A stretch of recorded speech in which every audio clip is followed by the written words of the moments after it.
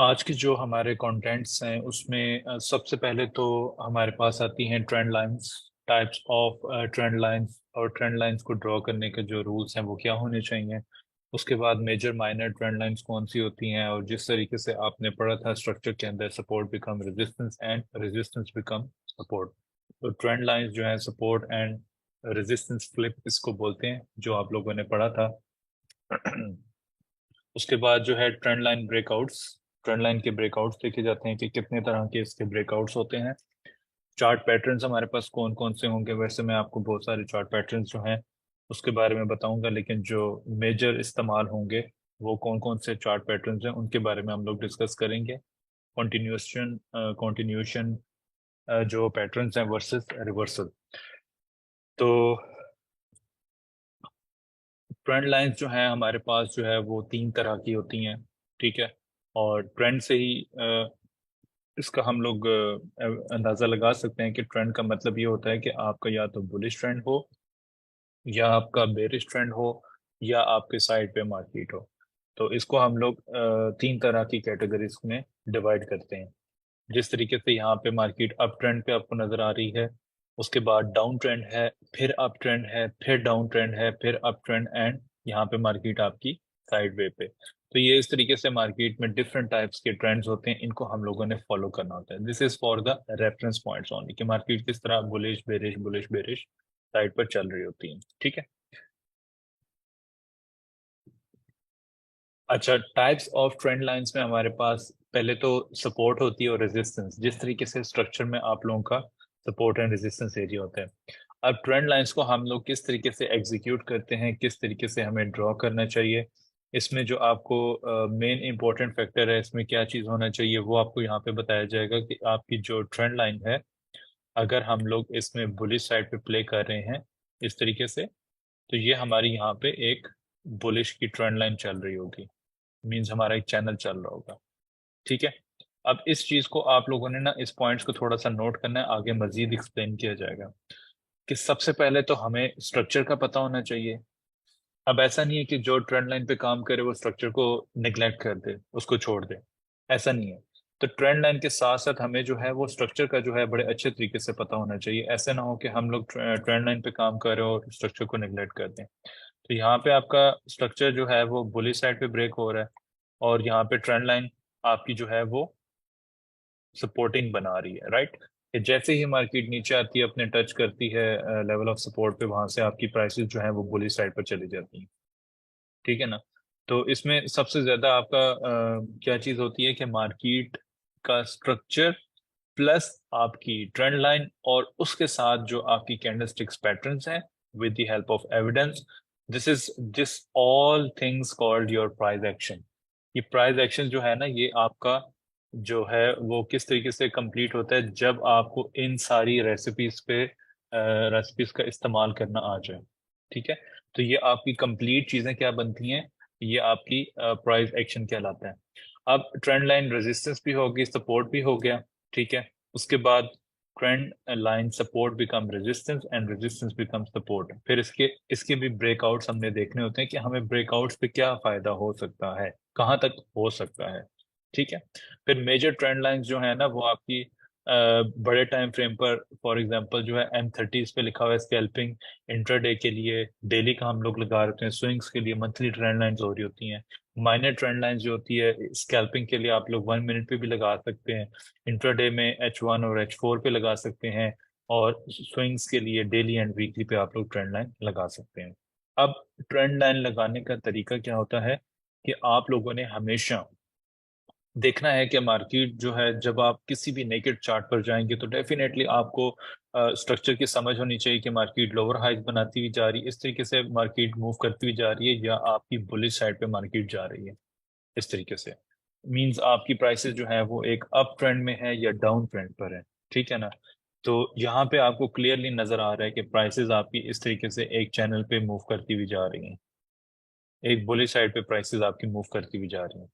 इसका मतलब ये है कि यहाँ पे आपका जो ट्रेंड है वो बुलिश साइड पर है, लेकिन ट्रेंड लाइन आपने लगानी किस तरीके से है, आपने ये देखना है कि मार्केट ने एक हाई बनाई, लो बनाया, हायर हाई बना दिया और हायर लो बना दिया। आपके कोई भी दो रेफरेंस पॉइंट जो हैं उनको आप मीट कर सकते हैं, लेकिन विक्स के ऊपर आपने लगानी है ट्रेंड लाइन। जिस तरह यहाँ पे विक्स पे, अब मैं यहाँ से जो है इसकी बॉडी पे इस तरीके से मैं नहीं ट्रेंड लाइन लगा सकता, ये गलत तरीका होगा। ठीक है, आपने हमेशा नीचे देखना है कि यहाँ पे आपकी जो बॉडी विक्स है उससे आपकी ट्रेंड लाइन लगे, और इस तरीके से आपकी एक चैनल पे मार्केट मूव कर रही हो।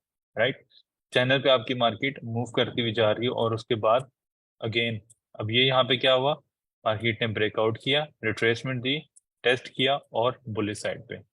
तो हमेशा इसमें फिर अब देखेंगे कि ये फेक आउट क्या होते हैं और ये रियल ब्रेकआउट क्या होते हैं। ठीक है ना, ये बात याद रखिएगा, जिस तरह अभी मैंने आपको बताया, तो इसमें आप लोगों ने कंफ्यूज नहीं होना। ये आपकी जो ट्रेंड लाइंस होती हैं, आपकी 1 मिनट टाइम फ्रेम से लेके आपकी मंथली टाइम फ्रेम पर सब में काम करती हैं। क्योंकि आप लोग क्वेश्चंस करेंगे ना सर के 15 मिनट्स पे लगानी चाहिए, 4 आवर पे लगानी चाहिए, 1 आवर पे लगानी चाहिए। अब यहाँ पे ही आप देख लें, यूएसडी कैट जो है 4 आवर का टाइम फ्रेम है। तो यूएसडी कैट के ऊपर 4 आवर पे हम लोग किस तरीके से ट्रेंड लाइन लगा रहे होते हैं, रेफरेंस पॉइंट को मीट करना चाहिए और उसके बेस के ऊपर हमने ट्रेंड लाइन लगानी है। रेफरेंस पॉइंट से मुराद, मार्केट में एक लो आपने बनाया, मार्केट ने हाई बनाया, रिट्रेसमेंट दी, हायर हाई बना दिया, तो मेरे पास ये 2 लेवल। अब मार्केट नीचे आती है, अपनी इस ट्रेंड लाइन को मीट करती है और यहाँ से फिर हायर हाई बना देती है, तो अपर ट्रेंड लाइन भी हमारी चल रही है और लोअर ट्रेंड लाइन भी चल रही है, फिर अपर trend line, lower trend line, और इस तरीके से मार्केट एक स्ट्रक्चर पे, एक जो है वो डायरेक्शन पे मूव करती हुई जा रही है। अब बीच में मार्केट थोड़ी सी इस तरह कंसोलिडेट करेगी, तो यहाँ पे हम लोग डिफरेंट तरीके से ट्रेंड लाइन को ड्रॉ कर सकते हैं। ठीक है, वो किस तरीके से कि यहाँ से आप अप साइड से इस तरीके से ट्रेंड लाइन ड्रॉ कर सकते हैं, मार्केट ने एक चैनल बनाया, उसके अंदर मूव कर रही थी, फिर यहाँ से अपर ट्रेंड लाइन, मार्केट ने इसका ब्रेकआउट किया, डाउन साइड पर आ गई, फिर यहाँ से आपकी इस तरीके से ये ट्रेंड लाइन, मार्केट ने इसका ब्रेकआउट किया, यहाँ से ये आपकी ट्रेंड लाइन। आपने कोई भी रेफरेंस पॉइंट इनसाइड, ये अब एक पूरा चैनल चल रहा है, इस चैनल के अंदर यहाँ से देखें, ये आपकी ट्रेंड लाइन। ठीक है, ट्रेंड लाइन ब्रेकआउट हुई, मार्केट डाउन साइड पर आ गई। ठीक है, अब ये इसने करेक्शन की, इम्पल्सिव मूव चलेगी, फिर आप ऊपर से नीचे ट्रेंड लाइन इस तरह मार्क करें, ब्रेकआउट पे मार्केट फिर ऊपर चलेगी। तो ये so on end of, on end of market इसी तरीके से एक ट्रेंड के अंदर मूव करती रहती हैं। आपकी जो प्राइसेस हैं यहाँ पे इसी तरीके से आपकी मूव कर रही होती हैं। ठीक है, आपको कोई भी रेफरेंस पॉइंट जो है वो मीट करने चाहिए इसमें, क्योंकि अब हम लोग बड़ी पिक्चर देखेंगे तो मार्केट में कौन सी पोजीशंस आपकी चल रही हैं सारी की सारी, जब जब मार्केट जो है वो अपनी लो पर आती है, वहां से आपको बाय साइड की पोजीशंस देखने को मिल रही हैं। ठीक है ना, यहाँ से आपको ट्रेंड जो है वो क्या बनाता हुआ जा रहा है, वो बुलिश साइड पे आपकी प्राइसेस जाती जा रही है इस तरीके से। यहाँ पे आपकी जितनी भी, अब जो सेल करेगा उसको क्या होगा, उसमें प्रॉफिट कितना मिलेगा, बहुत माइन्यूट सा प्रॉफिट मिलेगा। लेकिन जो भी हायर लो के ऊपर बाय करेगा, वहां से उसको बाय की डायरेक्शन की और बाय की अच्छी ट्रेड मिलेगी। जिस तरह अभी यूएसटी जेपीवाई पे मैंने आपको बताया, वहां पे मार्केट ने हायर हाई बनाया, फिर टेस्ट किया, फिर बुलिश, फिर टेस्ट, फिर बुलिश। अब यहाँ पे हमारे क्या वो एक है, इंट्राडे में ट्रेंड बुलिश हुआ पड़ा है, मार्केट जो अपना स्ट्रक्चर बुलिश साइड पे ब्रेक कर रही है। तो उसमें हम लोग फिर क्या करें, अब जबरदस्ती उसमें इस तरह नहीं कि हम लोग इस तरह बिल्कुल स्ट्रीप, अगर मार्केट इस तरीके से जा रही है तो हम लोग इस तरह ट्रेंड लाइन लगा देंगे, तरीका गलत होता है। एंगुलर ट्रेंड लाइन लगानी चाहिए, इस तरीके से आपकी शेप्स बननी चाहिए। आप उसको जो है छोटे टाइम फ्रेम पर जाके देखेंगे तो 5 मिनट, 15 मिनट्स पे भी आप इंट्राडे के लिए ट्रेंड लगा सकते हैं। अब बड़ा बड़ा टाइम फ्रेम जो होगा 1 आवर का, अगर वो आपका बुलिश है, तो डेफिनेटली आपको जो स्मॉलर टाइम फ्रेम होगा आप ऑटोमेटिकली उसमें वो ट्रेंड लाइन को अलाइन कर सकते हैं। इतना मुश्किल नहीं है, लेकिन अब ये है कि आप लोगों ने इसमें प्रैक्टिस करनी होगी। प्रैक्टिस करेंगे तो फिर आपको ये चीजें समझ में आएंगी कि ट्रेंड लाइन लगानी किस तरीके से है। ठीक है, किसी भी चार्ट के ऊपर, ये सब पेयर्स के लिए valid for all pairs, always look left for the nearest support and resistance. वो अपर साइड पे आपका वही किरदार होगा रेजिस्टेंस का, नीचे जो है वो उसकी सपोर्ट होगी। लेकिन आपने स्ट्रक्चर और इन सब चीजों को साथ लेकर चलना है। इसकी एग्जांपल्स हम लोग अब आगे देखते हैं। Trend line support and resistance flip, the RBS resistance become support, trend line is trend line for price retest retraced after a breakout। ठीक है ना, यहाँ पे आपको क्या चीज नजर आ रही है, अब बहुत सारे लोग इस तरह भी करते हैं कि यहाँ पे इस तरह एक चैनल पूरा ड्रॉ करते हैं। ये बिल्कुल ठीक तरीका है, एक चैनल ड्रॉ करना, ये तरीका बिल्कुल ठीक है ट्रेंड लाइन का। लेकिन यहाँ पे मैंने क्या चीज मेंशन की हुई है, support and resistance. Resistance become support means ये trend line plus support and resistance जो फ्लिप होता है इसका किस तरीके से होता है। उसमें हमारे पास जो पहली एग्जांपल है वो कौन सी है, को हम लोग रेड पे कर लेते हैं। Resistance become support. अब resistance becomes support, definitely it's understood that I'm looking for reversal by side पे मैं इसको देखना चाह रहा हूँ। यहाँ पे मैंने 3 एरो मार्क किए हैं, इसका मतलब ये है कि यहाँ से मार्केट जो है वो आपकी सेल साइड पे मूव कर रही है। जब भी मार्केट डाउन साइड पे जा रही है तो सेल साइड पे इस तरीके से मूव करती जा रही है और एक स्टीप मूव दे दी, यहाँ पे इसने स्ट्रक्चर ब्रेक कर दिया। लास्ट लास्ट इसमें कौन सा एरिया था मेरे पास, मार्केट यहाँ पे नीचे आती है, रिट्रेसमेंट देने के बाद लोअर लोस ने फॉर्म कर दिया, मेरे पास लास्ट ये एरिया हो गया, राइट। अब मार्केट ने क्या किया, यहाँ पे रिट्रेसमेंट देने के बाद हायर हाई बना दिया, इस लोअर हाई का इसने ब्रेकआउट करके क्या बना दिया, हाई बना दिया। अब मेरे पास कौन से लेवल में, ये लेवल है, ऐसे ही है ना, रिट्रेसमेंट देने के बाद मार्केट ने रिट्रेसमेंट दी और उसके बाद हायर हाई फॉर्म कर दिया। अब यहाँ पे आपको क्या चीज नजर आ रही है, ट्रेंड लाइन का ब्रेकआउट आपको क्लियरली यहाँ पे नजर आ रहा है, नजर आ रहा है ना आपको। ये रेजिस्टेंस एरिया था, ये भी रेजिस्टेंस को इसने जो है रिस्पेक्ट किया, इस रेजिस्टेंस को रिस्पेक्ट किया और उसके बाद इस रेजिस्टेंस को भी मार्केट ने रिस्पेक्ट किया। अब मार्केट ने लास्ट जो अपना हाई बनाया था, इस हाई से लेके इस लो तक मार्केट ने हायर हाई बना दिया। ओके, अब आप लोगों का क्वेश्चन ये था अभी इनका कि सर वो फिब का आप तरीका बता दें, तो फिब मैंने इस लेवल से इसको ड्रॉ करना है और यहाँ तक मैंने इसको लगा देना है। फिब भी लग गया, ट्रेंड लाइन भी लगी हुई है, रेजिस्टेंस यहाँ पे आर लिखा हुआ है और ये इसका कौन सा एरिया बन गया, सपोर्ट एरिया बन गया। वाई सपोर्ट, बिकॉज मार्केट अपने स्ट्रक्चर लेवल पर आती है, यहाँ से आपको रिट्रेसमेंट देती है और ये आपका कौन सा एरिया चल रहा है यहाँ पे। अब मुझे थोड़ा सा मैसेज पे भी बताएं ताकि मैं आपको फिर ये आपका कौन सा एरिया बना हुआ है, यहाँ पे प्राइसेस आपकी क्या कह रहे हैं।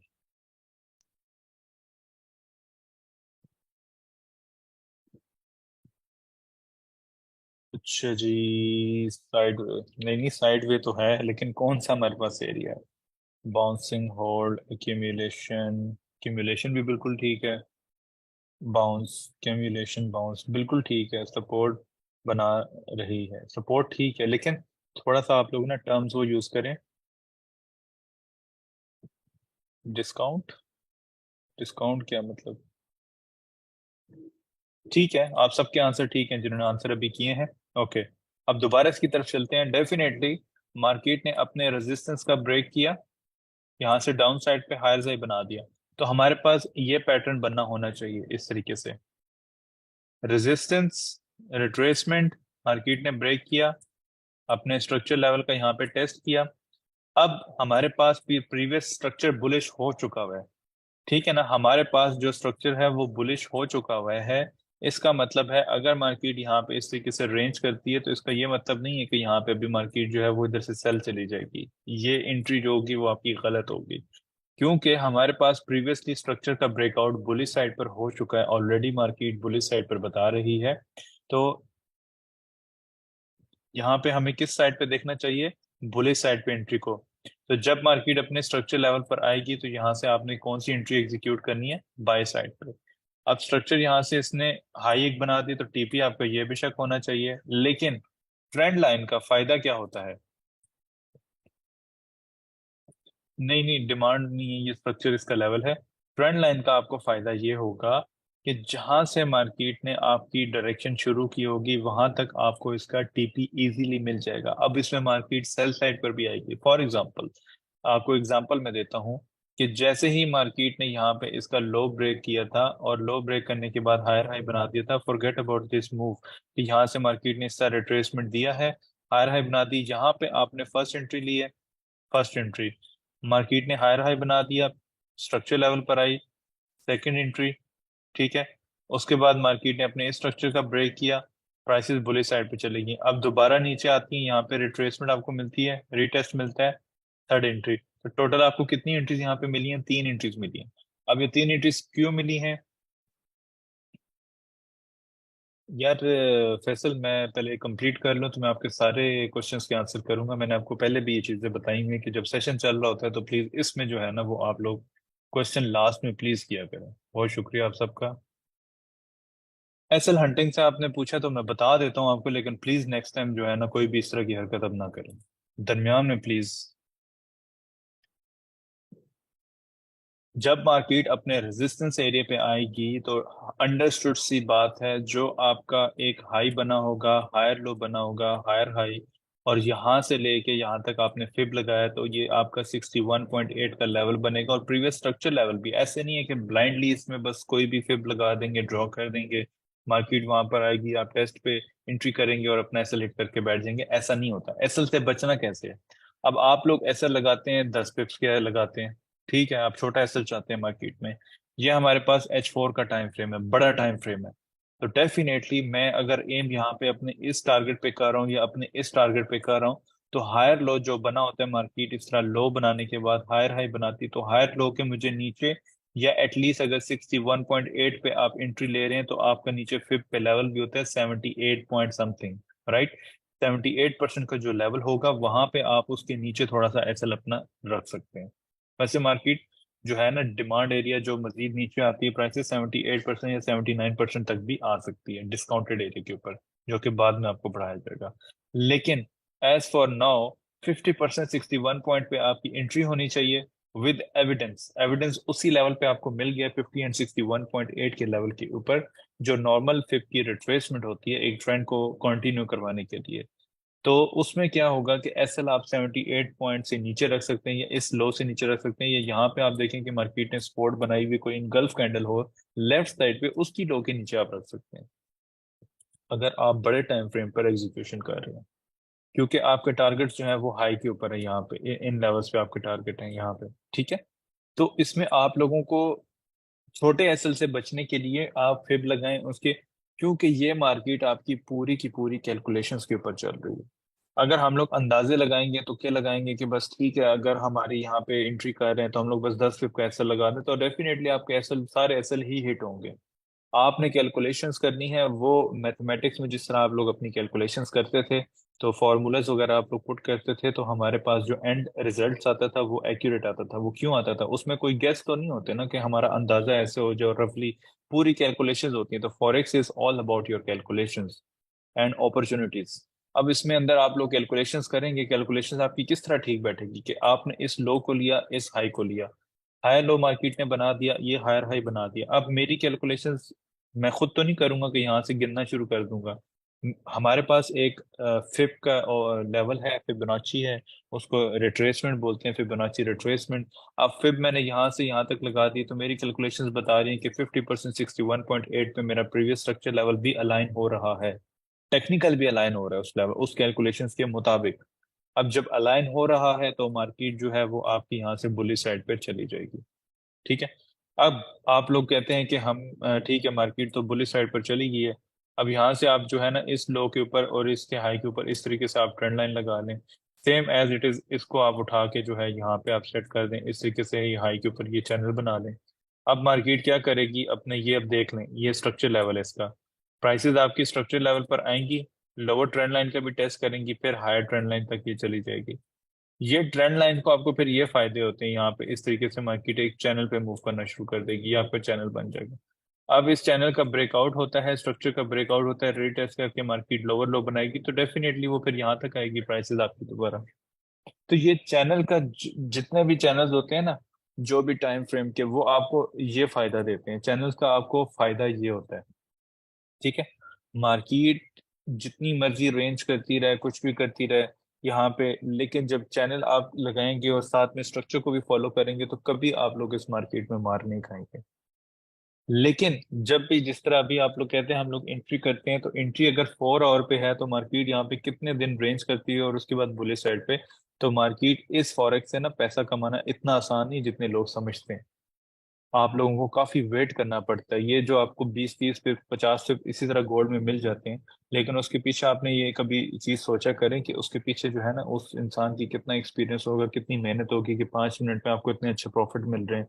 और वही अगर आप बड़े टाइम फ्रेम पर देखेंगे, बड़ा टाइम फ्रेम आपका कौन सा होता है?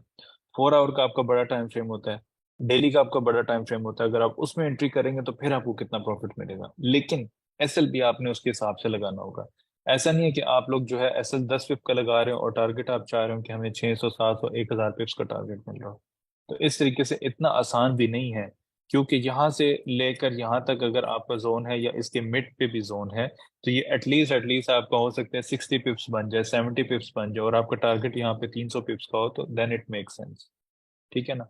बस इस चीज से आप लोगों ने बचना है। एसएल जो है ना, अगर एसएल हंटिंग हो भी रही है तो उसकी मेन रीजन ये होती है।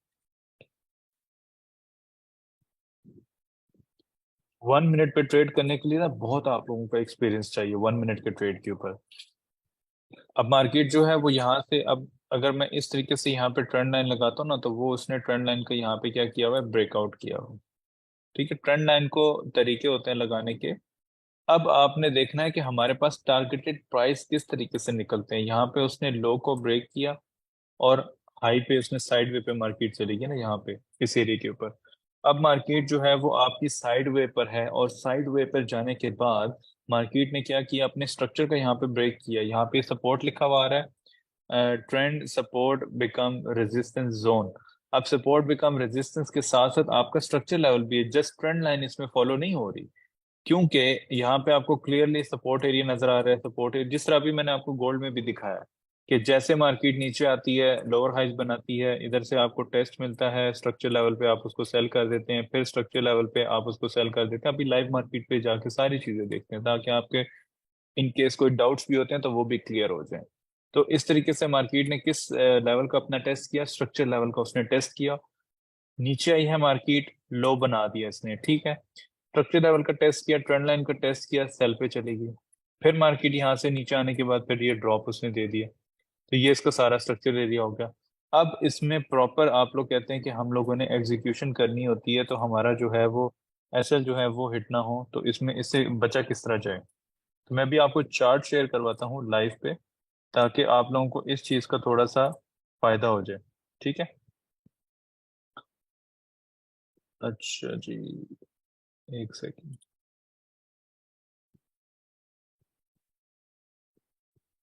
अच्छा, अभी हम लोग चलते हैं जी गोल्ड के चार्ट के ऊपर।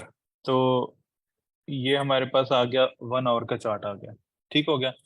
अब 1 आवर के चार्ट के ऊपर हमें क्या चीज नजर आ रही है, मार्केट एक ट्रेंड पे मूव करती हुई जा रही है। ऐसे ही है ना। यहाँ पे मार्केट ने ये ट्रेंड लाइन जो मैंने लगाई हुई है आपने देखा होगा।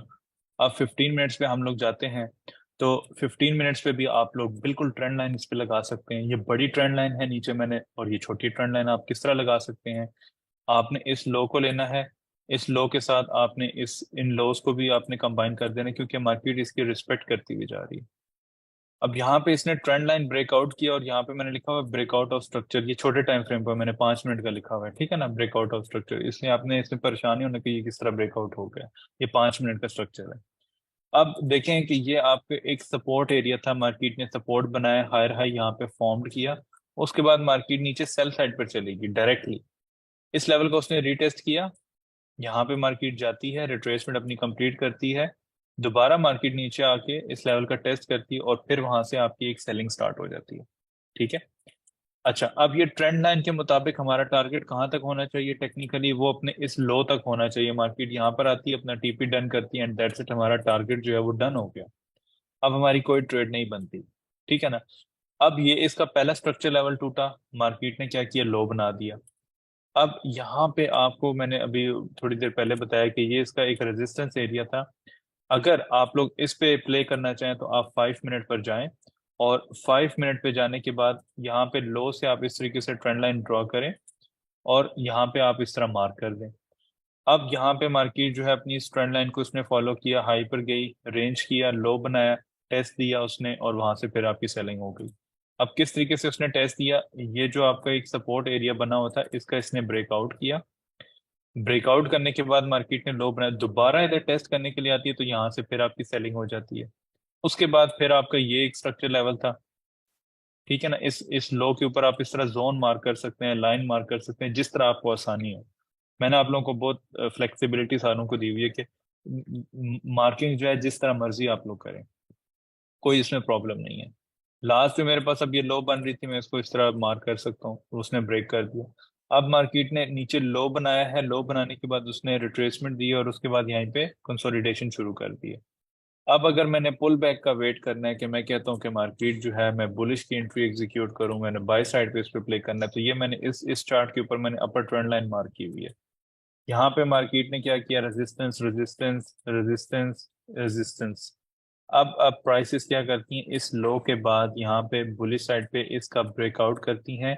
तो यहाँ से मैंने किस चीज़ का वेट करना है, 61.8 के बाद मार्केट हायर हाई बनाए, दोबारा प्राइसेस आपकी इस लेवल पर आए, मींस जो ये आपका स्ट्रक्चर लेवल बनेगा यहाँ पे इस एरिया के ऊपर, तो यहाँ से इसकी बाइंग में इस तरीके से अपॉर्चुनिटी देखना शुरू करूंगा। अदर देन मार्केट इसको भी ब्रेक करेगी और नीचे चली जाएगी। ये तो बहुत सिंपल है, ठीक है ना। अब ट्रेंड लाइन का फायदा ये होता है कि आपको पता चलता है ओके नाउ अभी मार्केट जो है डाउन ट्रेंड पे, अब डाउन ट्रेंड पे कहाँ तक जा सकती है आपकी प्राइसेस। अब अगर मैं ये चार्ट ओपन करता हूँ तो यहाँ पे मार्केट ने एक बहुत बड़ा चैनल बनाया था, तो इसका टारगेट मेरे पास कहाँ तक निकल रहा है, टेक्निकली मेरे पास जो इसका टारगेट बन रहा है वो आपका ये अच्छा एक सपोर्ट एरिया बन रहा है यहाँ तक। अब मैंने नीचे इस एरिया को क्यों नहीं लिया, मीन्स मैंने यहाँ पे क्यों नहीं लाइन लगाई, मैं प्रीवियस सपोर्ट एरिया को लूंगा जहाँ जो स्ट्रॉन्ग एरिया मेरे पास, ये स्ट्रॉन्ग एरिया सारा, this is not a zone that I mark, right. ये मार्केट ने एक ब्रेकआउट किया, फिर ब्रेक इन किया और ये बुलिश साइड पर चली गई, ठीक है ना। अच्छा ये अब मार्केट जो है यहाँ पे नीचे आती है, अपने इस जोन पे टेस्ट देगी, तो फिर हमें इस स्ट्रक्चर लेवल तक टेस्ट मिलेगा, तो यहाँ से हम इसकी सेलिंग करेंगे और इस लो तक, ठीक है। फिर इसी तरीके से इस लेवल का टेस्ट करे या अपनी इस लो का ये टेस्ट कर दे यहाँ पे इधर, फिर आपकी प्राइसेस कहाँ तक जानी चाहिए, जो आपका previous resistance become support area होता है यहाँ तक, इस एरिया तक। यहाँ से फिर रिट्रेसमेंट मिले, इसका ब्रेकआउट करे, तो 100 ऑन करते करते आपकी प्राइसेस अपने इन लेवल्स तक यहाँ पे अप्रोच कर सकती हैं टेक्निकली, ठीक है ना। लेकिन अब मैंने बोल दिया कि यहाँ तक सेल आ जाएगी, तो इसका ये मतलब नहीं कि मार्केट 100% यहाँ पे बस सेल ही आएगी। हो सकता है यहाँ से मार्केट जो है वो बुलिश जाना शुरू कर दे, हायर हाई बनाना शुरू कर दे, अपना ट्रेंड शिफ्ट कर दे और दोबारा जो है अपने इस लेवल के अंदर ब्रेक इन करके बुलिश साइड पर चली जाए, एनीथिंग इज पॉसिबल। लेकिन हम लोगों ने अपॉर्चुनिटीज, अब स्ट्रक्चर ब्रेक होते जाएंगे तो फिर क्या होगा, हमें एक अच्छी अपॉर्चुनिटी मिलती जाएगी, मार्केट डाउन साइड पे मूव करती जाएगी। अब ये देखें, ये लेवल मैं सारी कोई पहले से लगा के नहीं बैठा हुआ, ये सारी चीजें जो हैं आप लोगों को जो बता रहा हूँ, जो पढ़ा रहा हूँ, जो सिखा रहा हूँ, इसके ऊपर मैं खुद भी प्ले कर रहा हूँ, मैं खुद भी इन्हीं चीजों को फॉलो कर रहा होता हूँ। सिंपली है इसके अंदर, सिंपल तरीका अगर आप प्राइस एक्शंस को लेते हैं तो इसमें सबसे आसान तरीका ये होता है कि अगर मार्केट जो है अपना एक एरिया जो है उसने टेस्ट किया हुआ है और बुलिश साइड पर चली गई है, तो डेफिनेटली ये मेरा कंफर्म्ड एरिया है। अब मार्केट नीचे आएगी तो यहाँ से मैं इसको बाय करूंगा, ना कि मैं सेल का वेट करूंगा। इस लेवल पे मैं इसको बाय करूंगा। अब जब ये लेवल जो है नीचे डाउन साइड पे ब्रेक हो जाएगा, तो मेरे पास लास्ट जो इसका हाई था, हायर लो हायर हाई, अब मार्केट ऊपर जाती है तो यहाँ तक मैक्सिमम उसका टेस्ट दे सकती है। अब यहाँ तक क्यों मैक्सिमम टेस्ट देगी, रीजंस क्या है, वजह क्या है, आपने हाई से लेके लो पे फिब लगा देना है, और मार्केट 50% पे जाए तो वहां से आप, और 50 और 61 के दरमियान पे जाए तो वहां से आप इसको सेल कर सकते हैं। ये इतनी आसान चीज है, लेकिन हम लोग कंफ्यूज किस तरह होते हैं मल्टी टाइम फ्रेम पे, कि 1 आवर कुछ और कह रहा है, फलाना ही कुछ और कह रहा है, अब पता नहीं स्ट्रक्चर क्या कह रहा है, अभी क्या हो रहा है, अभी क्या हो रहा है, कुछ समझ नहीं आती मार्केट में, और आखिर में क्या होता है, एंड रिजल्ट्स क्या होते हैं, आप सबके लॉस साइड पे आप लोग बैठे होते हैं। सेम आप इस तरह जीबीपी इसके हम लोग ले आते हैं 15 मिनट्स पे, हम लोग ले आते हैं 30 मिनट्स पे बल्कि ले आते हैं, या कोई भी आप टाइम फ्रेम, जिस तरह 1 आवर पे मेरे एनालिसिस थे, तो 1 आवर के मुताबिक जो है ना मार्केट, अब ये देख लें कि यहाँ से आप इस तरीके से ये ट्रेंड लाइन मार्क कर लें, हाई हाई टू लो आप ट्रेंड लाइन मार्क कर लें। अब इस चीज को अंडरस्टैंड कीजिएगा, ठीक है ना। लास्ट यहाँ पे मैंने क्या लिखा हुआ है, ब्रेकआउट ऑफ स्ट्रक्चर, इसके बाद मार्केट ने यहाँ पे मैंने एरोज मार्क किए हैं कि हाई बनाया, रिट्रेसमेंट दी, हायर हाई, लेकिन क्लोजिंग ऊपर नहीं दी, इसलिए मैंने एरो यहाँ पे मार्क किया हुआ है, ठीक है। अब मार्केट यहाँ पे क्या कर रही है, रिट्रेसमेंट दे के अपने इस लो को ब्रेक नहीं कर रही, इस एरिया को ब्रेक नहीं कर रही, इस जोन को, इस नीचे जो लो एरिया है वहां पे मार्केट आती है, तो यहाँ पे इसने स्ट्रक्चर का क्या कर दिया, ब्रेक कर दिया, ठीक हो गया। अब मेरे पास जो प्रीवियस स्ट्रक्चर लेवल है वो आपका कौन सा एरिया बनता है, वो आपका ये एरिया बनता है, ठीक है। 1 आवर के मुताबिक मार्केट हाई पे गई, अपने स्ट्रक्चर लेवल का टेस्ट किया, हायर हाई बना दिया। अब मैंने किस लेवल का वेट करना है, अपने इस जोन का वेट करना है, और ये कहाँ तक वैलिड कहाँ तक होता है, अगर ये लेवल आपका फेल होता है, एसएल, एसएल मेरा इसकी लो के नीचे होगा, मैं यहाँ से एग्जीक्यूशन करूंगा तो मेरा लो इसकी, सॉरी एसएल इसकी लो के नीचे होगा। और टारगेट कहाँ तक होगा, पहला टारगेट आप देखें कि मार्केट ने लो कहाँ बनाया, लोअर हाई कहाँ बनाया, उसके बाद नीचे आ गई, तो यहाँ तक आपका टीपी होना चाहिए। अब मार्केट वहां पर जाती है, आपको रिजेक्शन मिल जाती है, तो आप मैन्युअली उसको क्लोज कर देते हैं, अगर आपका टीपी हिट नहीं होता तो। इसमें लाजमी नहीं है कि हमने बस टीपी लेना है या एसएल लेना है। अगर आपको अच्छा रिवॉर्ड मिल रहा है, अब आप यहाँ पे देखें, अगर स्ट्रक्चर लेवल पे आपने इसको प्ले किया होता कल के दिन और आज, तो 284 285 200 पिप्स मिल गए। एक दिन में 100 पिप्स भी बहुत होते हैं, तो आपको 2 दिन में 200+ पिप्स मिल चुके हैं, 350 पिप्स आपको मिल चुके हैं यहाँ पे। तो ये मुश्किल चीज नहीं है, बस उस पर थोड़ा सा पेशेंस आपको रखना होता है। 1 आवर पे आप बेशक ट्रेड करें, मैंने आपको यही चीज बोली, 1 आवर पे आप ट्रेड करें। यूएसडी कैट देख लें कि आपने क्या चीज देखी है, क्या मार्केट, अब ये जो मेथड है ना, यहाँ पे ये जो मार्केट इस लेवल पर आई है और यहाँ नीचे मैंने जोन लगाया है, और उसकी जोन को टच करके ऊपर, ये basically supply and demand method होता है, ये भी मैं आपको सिखाऊंगा। लेकिन सबसे पहले अब यहाँ पे आप लोग ये चीज देख लें कि मार्केट ने अपने इस लो को होल्ड रखा हुआ था, अब ब्रेक नहीं किया, बुली साइड पे चलेगी। अब यहाँ पे मार्केट ने क्या किया कि प्राइसेस जो हैं अपने स्ट्रक्चर लेवल पर आई हैं। 4 आवर पे अगर मैं देखता हूँ यहाँ पे, तो 4 आवर पे मार्केट ने जो हाई बनाया था, उसके बाद हायर लो बनाने के बाद हायर हाई बना दिया। अब मैंने इस लेवल का पूरे इस स्विंग्स का वेट करना है ना, तो मैं, ये हायर हाईज है, हायर लो है, और उसके बाद ये हायर हाई है। अब मैं वेट कर रहा हूँ कि प्राइसेस नीचे आए, तो नीचे मेरे पास किस तरीके से मैं इसको ड्रॉ करूंगा, इस लो से लेके, इस लो से लेके मैं हाई तक यहाँ पे ड्रॉ करूंगा, तो ये मेरे पास तकरीबन 61.8 का ये इसका मिड का एरिया बन रहा है, तो ये पूरा मेरे पास जोन बन रहा है। बड़ा टाइम फ्रेम है ना, 50 एंड 60, इसमें काफी गैप है। तो मेरा एसएल देख लें, 61.8 से नीचे ही है एसएल, मैंने इसके बिल्कुल इसके साथ जोड़ के एसएल नहीं लगाया हुआ। तो इस तरीके से आपने अपने जोन मार्क करने होते हैं, और लेवल्स के ऊपर जो है वो आपने ट्रेडिंग को एग्जीक्यूट करना होता है। ठीक है, अब हम लोग चलते हैं अपनी मेन स्लाइड्स की तरफ।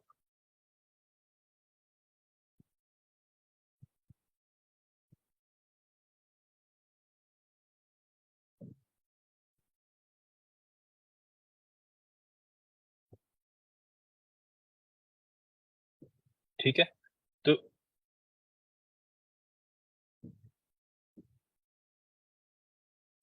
अच्छा, अब ये वही सिर्फ इसमें तरीका है। ठीक है, आप लोगों ने ट्रेंड लाइन का ब्रेकआउट हुआ, स्ट्रक्चर का अपना ब्रेकआउट हुआ, और प्राइसेस आपकी नीचे डाउन, और इसका टीपी आप लोग कहाँ तक लगा सकते हैं, इस लो तक आप ले सकते हैं इसका टीपी। हमेशा राइट साइड पे जाने के लिए हमने लेफ्ट साइड पे लाजमी देखना है कि लेफ्ट साइड पे जो है वो स्ट्रक्चर लेवल कहाँ पे बन रहे हैं, और टीपी हमारा कहाँ पे, हमें अच्छा रिवॉर्ड जो है वो कहाँ पे मिल रहा होता है। ठीक है, trend line breakouts, trend line जो है वो आपके सिंपल जिस तरह रेजिस्टेंस और के ब्रेकआउट्स होते हैं, इसी तरीके से ट्रेंड लाइन के भी आपके ब्रेकआउट्स होते हैं। ठीक है, ये आपका ट्रेंड लाइन जो है, यहाँ पे आपको ब्रेकआउट बताया जा रहा है इस एरिया के ऊपर, and same as it is आपके सपोर्ट एरिया पे भी ब्रेकआउट बताया जा रहा है। ठीक है, अब यहाँ पे आप देखें कि समटाइम्स आपके पास इस तरीके से ब्रेकआउट मिलेगा, क्लीन ब्रेकआउट इसको बोलते हैं। अब क्लीन ब्रेकआउट का मतलब ये है कि प्राइसेस आपकी ट्रेंड पे मूव कर रही हैं, और इसका ये लो मार्केट ने यहाँ पे एक अपनी सपोर्ट बनाई हुई है और रेजिस्टेंस बनाई हुई है। अब आप सबको ये पता है कि ये मार्केट में क्या कर रही है, एक ट्रेंड पे मूव कर रही है, बुलिश ट्रेंड पे मार्केट मूव कर रही है। ठीक है, हमने किस चीज को फॉलो करना है, ब्रेकआउट्स को फॉलो करना है। अब मार्केट ने यहाँ पे आपको एक हाई के ऊपर बेरिश के इनगल्फ, छोटी सी इसने एक बेरिश का साइन दे दिया। अब जो लोग होते हैं वो क्या करते हैं कि हाई के ऊपर कहते हैं कि ये मॉर्निंग स्टार बन चुका हुआ है, ये एरिया, यहाँ पे इस पैटर्न को कहते हैं कि ये मॉर्निंग स्टार हाई पे बन चुका हुआ है। ठीक है, और इस चीज को फिर भूल जाते हैं कि यहाँ पे इसके अगेंस्ट में इनगल्फ बन चुकी हुई है। अब वो कहते हैं कि नहीं, मार्केट नीचे आई, इसका टेस्ट कर दिया, वो यहाँ से बाय करेंगे तो डेफिनेटली एसएल इसके नीचे होगा, उनका एसएल वेट हो जाएगा, और वो एंट्री को एग्जीक्यूट भी नहीं कर सकेंगे। अब इनगल्फ ने अगर यहाँ पे इनगल्फ कैंडल से इस तरीके से, ये याद रखिएगा, क्लीन ब्रेकआउट के अंदर इनगल्फ कैंडल ने आपका ब्रेकआउट कर दिया, तो बहुत पॉसिबिलिटी इसमें कम होती है कि वो दोबारा से रिट्रेसमेंट या अपने इस लोअर ट्रेंड लाइन का टेस्ट करे, या अपने इस लो का और इस स्ट्रक्चर लेवल का टेस्ट करे। ऐसा नहीं होता। जब मार्केट अपनी ट्रेंड लाइन का ब्रेकआउट करती है, समटाइम्स इस तरह की पॉसिबिलिटीज होती हैं कि जब भी मार्केट अपने इस ट्रेंड लाइन का ब्रेकआउट करती है, अगर तो हमें यहाँ पे रिटेस्ट मिल जाता है तो ठीक है। इसकी हाई की इनगल्फ कैंडल, हमेशा याद रखिएगा, जो बड़ी कैंडल होती है इस तरीके से, ये आपकी इनगल्फ कैंडल होती है, इसकी हाई के ऊपर आपने एसएल रखना है, और टीपी जो है आपने इस लो तक रख देना है। मार्केट सेल भी होगी, बाय भी होगी, सेल भी होगी, बाय भी होगी, सेल भी होगी, इवेंचुअली आपका जाके टीपी ये हिट कर देगी प्राइसेस। ठीक है, लेकिन मेथड के ऊपर आपने चलना है। इनगल्फ के साथ ब्रेकआउट हो चुका है, स्ट्रॉन्ग कैंडल है।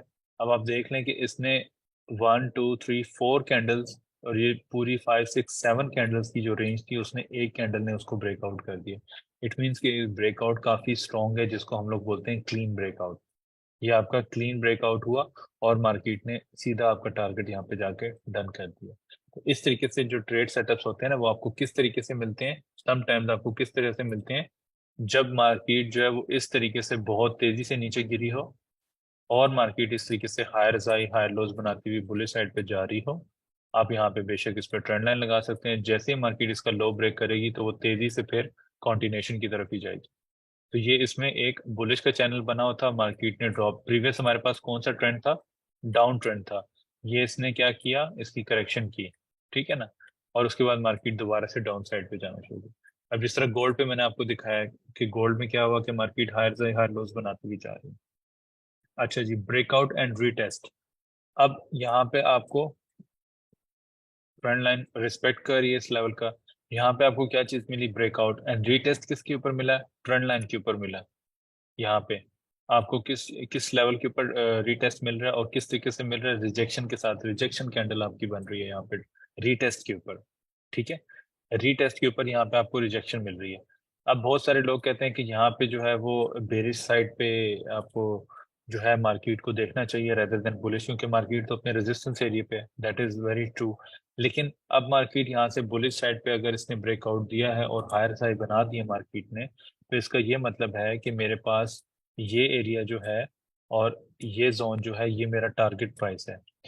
और उसके बाद मैंने हाई देखना है कि मार्केट ने हाई कहाँ पे लगा दी। तो इस तरीके से ये मेरे पास जोन होने चाहिए जिनको मैंने ट्रिगर करना है। अब प्राइस ने एक हाई बना दिया, उसके बाद रीटेस्ट करने के लिए आती है यहाँ पे, यहाँ से आपने बाय करना है। एसएल फिर कहाँ पे होना चाहिए, आपकी इस कैंडल की लो के नीचे। आप यहाँ पे इसका एसएल दे सकते हैं, इसके नीचे एसएल दे सकते हैं, लेकिन एसएल उतना ही देना है कि एटलीस्ट आपका रिस्क रिवॉर्ड बैलेंस्ड हो रहा हो। 100 पिप्स का एसएल दे रहे हैं, 50 पिप्स का एसएल दे रहे हैं, तो आपका जो टारगेट है वो एटलीस्ट 200 पिप्स का होना चाहिए, 250 पिप्स का होना चाहिए। जिस तरह मैंने आपको अभी यूएसडी जेपीवाई के चार्ट के ऊपर मैंने आपको भी दिखाया कि उसमें एसएल कितना था और उसमें टारगेट कितना बन रहा है, ठीक है ना। तो यूएसडी जेपीवाई के जो चार्ट पे मैंने आपको भी टारगेट प्राइस निकाल के दिखाई है, वो आपकी कितनी बन रही थी, 50 पिप्स का एसएल आपका बन रहा होगा। हो सकता है अगर आप लो पे प्रॉपर एसएल लगाते हैं तो 50 पिप्स का एसएल इसमें बनता है। अब आप लोग जो क्वेश्चंस शुरू में करते कि सर एसएल हंटिंग हो जाती है और लॉसेस बहुत ज्यादा होते हैं, तो लॉसेस इस वजह से होते हैं कि आप लोगों को ये नहीं पता होता कि आप लोगों ने एसएल सेट किधर करना है। एंट्री आप लोग ले लेंगे, एविडेंस भी देख लेंगे, सब चीजें आपकी डायरेक्शन पे ही मार्केट जाएगी। लेकिन क्या होता है कि मार्केट आपका एसएल हिट करके जाती है, क्योंकि आप लोग एसएल बहुत छोटा देते हैं। आप मार्केट को देख भी रहे होते हैं, आपको समझ होती है इस चीज की, लेकिन उसमें क्या होता है कि जब मार्केट आपकी डायरेक्शन में जाना शुरू करती है तो जितना भी रिटेल ट्रेडर्स होते हैं ना, वो बहुत छोटा एसएल ही यूज करता है। तो मार्केट जितना भी मार्केट होती है ना, ये आपके जो मैंने आपको बताया था फर्स्ट सेशन के अंदर, ये जितने भी बड़े प्लेयर्स होते हैं, बड़े ग्रुप, वो आप लोगों के एसएल हंटिंग करके ही मार्केट को मूव करवाएंगे ना, ठीक है। तभी तो मार्केट, रिटेलर्स की तादाद जो है, जो स्मार्ट ट्रेडर्स हैं, उनसे बहुत ज्यादा है, बहुत ही ज्यादा है रिटेलर्स की तादाद। तो इसमें फिर क्या होगा कि जो स्टॉप लॉस जो होंगे वो किसके हिट करेंगे। अगर if I am a big player तो मैं दूसरे बिग प्लेयर्स को तो compete नहीं कर सकता। यस, मैं रिटेलर्स को जरूर कैप्चर कर सकता हूँ, रिटेलर्स के स्टॉप लॉस में हिट करूंगा और उसके बाद उससे मुझे फायदा होगा। मैं प्रॉफिट करूंगा तो आप लोग लॉस करेंगे, आप प्रॉफिट करेंगे तो मैं लूज करूंगा। लेकिन लूजिंग साइड भी ना एक हद तक होनी चाहिए। अब ये इसमें होता है फेक आउट। जिस तरह आपका मैंने बताया था कि जब ब्रेकआउट होता है वो किस तरीके से होता है, सपोर्ट एंड रेजिस्टेंस पे। सपोर्ट एंड रेजिस्टेंस पे मैंने आपको ये चीज बताया था कि यहाँ से मार्केट ने अगर रेजिस्टेंस बनाई हुई है तो अगर स्पाइक लग के मार्केट नीचे आ जाए तो ये ब्रेकआउट नहीं होगा, इसके लिए क्लोजिंग होना ऊपर बहुत जरूरी है। अब इसके लिए ट्रेंड लाइन पे क्या होता है कि जब मार्केट नीचे जाती है, यहाँ पे रिस्पेक्ट की इसने लो बना दिया, अब यहाँ से ट्रेंड लाइन का टेस्ट करे और लोअर लो बनाए तो तब मेरा ये एरिया भी कंफर्म हो जाएगा और ये स्ट्रक्चर लेवल को भी अपना कंफर्म कर देगी। दोबारा रीटेस्ट करेंगे तो फिर हम लोग यहाँ से सेलिंग साइड पे इसको प्ले करना शुरू कर देंगे। इधर मार्केट ने क्या किया, जैसे ही ब्रेकआउट किया उसके बाद दोबारा मार्केट बुलिश साइड पर चलेगी, ठीक है। अब यहाँ पे जो इसने कैंडल बनाई है वो कौन सी बनाई है, ये कैंडल इसने बनाई है और ब्रेक इन इस लेवल के अंदर उसने इनगल्फ कैंडल से कर दी। ब्रेकआउट और ब्रेक इन जो है वो हमेशा कौन सी कैंडल से होते हैं, इनगल्फ कैंडल। मुझसे किसी ने क्वेश्चन पूछा भी था कि स्ट्रॉन्ग कैंडल कौन सी होती है, तो वो आपकी इनगल्फ कैंडल होती है। तो इनगल्फ कैंडल को हमेशा याद रखिएगा ब्रेकआउट के लिए, ठीक है, स्पाइक्स कभी आपने देखा हो कि स्पाइक्स लग रही हो और ब्रेकआउट हो रहा हो, ऐसा नहीं होता। हमेशा मार्केट जो है वो आपकी ट्रेंड लाइन जो है, जितनी भी ट्रेंड लाइन है आपकी, चाहे वो आपकी ट्रेंड लाइन हो या आपकी मार्केट जो है वो इस तरीके से इसमें ले सकते हैं कि सपोर्ट एंड रेजिस्टेंस हो, तो आपका ब्रेकआउट जो है वो हमेशा ये याद रखिएगा कि इन गल्फ कैंडल से आपका ब्रेकआउट हो रहा होता है। ऐसा नहीं होता कि मार्केट जो है वो आपका स्पाइक से ब्रेकआउट कर दे और आप लोग कहें कि अब मार्केट ने हमारे स्पाइक से ब्रेकआउट कर दिया। हमेशा ब्रेकआउट आपने देखना है इन गल्फ कैंडल से।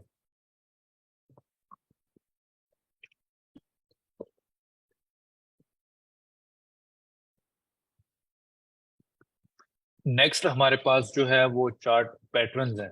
इनको प्राइस पैटर्न्स भी बोला जाता है और इनको चार्ट